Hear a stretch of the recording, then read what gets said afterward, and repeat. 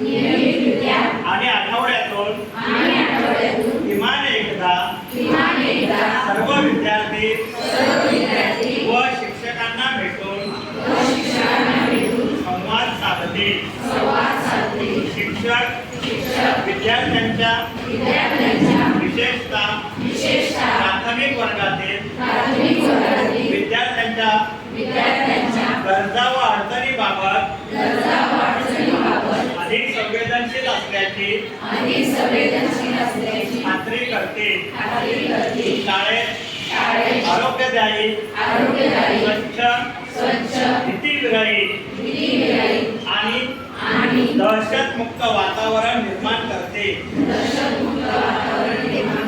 आपत्तीच्या वेळी शाळा कशा पद्धतीने रिकामी करावी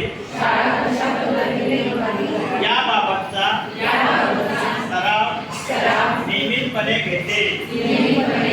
शाळेत तक्रार पेटी ठेवते आणि त्यातील विद्यार्थ्यांनी केलेल्या सूचना नियमितपणे तपासते. जय हिंद.